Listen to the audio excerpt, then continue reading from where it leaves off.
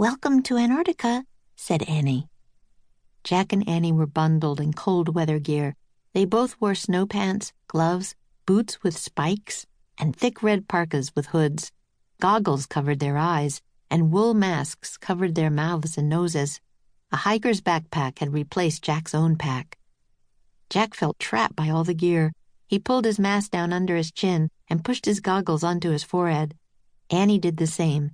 Their breath made clouds of mist in the freezing air. "It's really cold here," said Jack. The wind stung his bare face and made his eyes water, but he kept his mask and goggles off as he looked out the window with Annie. The treehouse was on the ground. It was tucked under the overhang of an ice cliff near the ocean. Icy seawater sparkled in the sunlight. The shore was silent and deserted. "It looks totally empty out there," said Jack. "I still don't get it. How did we find the cave of the ancient crown here? No king or queen ever ruled Antarctica. In fact, no people ever lived here at all until explorers came in recent times." "Let's get started and try to figure it all out," said Annie. "Not so fast," said Jack. He pulled off his glove and opened their research book to the first chapter.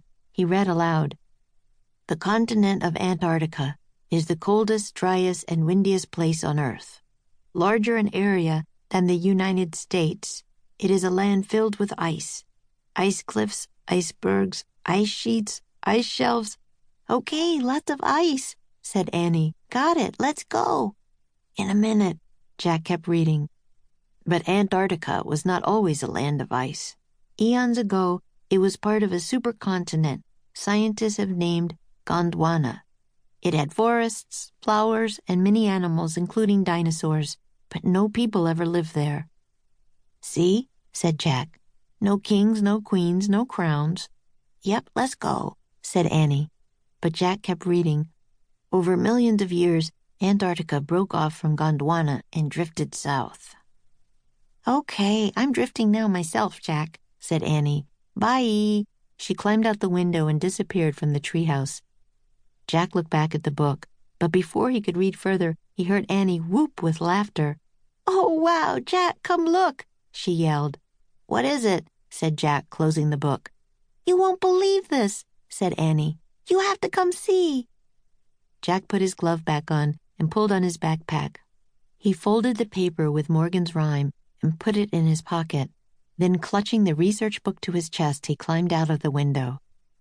Jack followed the sound of Annie's laughter beyond the treehouse.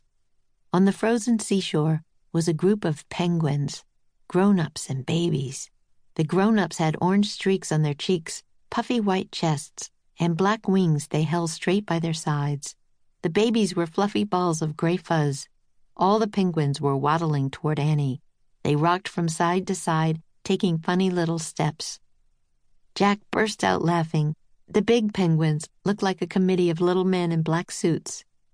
The group stopped in front of Annie and squawked at her. "Hi, guys," said Annie. "Glad to meet you." The penguins stared back at her with friendly curiosity. "They're so cool," said Jack.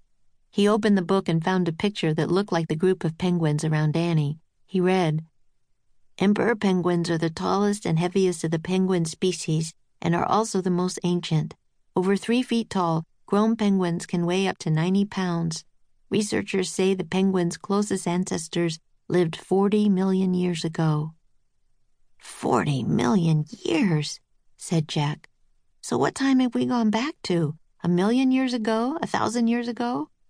"I don't know," said Annie. "But I'll take a picture of them for my family project. They look like a little family, don't they?" She pulled her camera out of her pocket and aimed it at the penguins. "Smile, everyone." As Annie took a picture, a shadow moved over the ice. The penguins squawked loudly and clustered together. Jack and Annie looked up. The shadow belonged to a giant bird circling above them. The bird was brownish-gray with a long beak. It let out an eerie cry.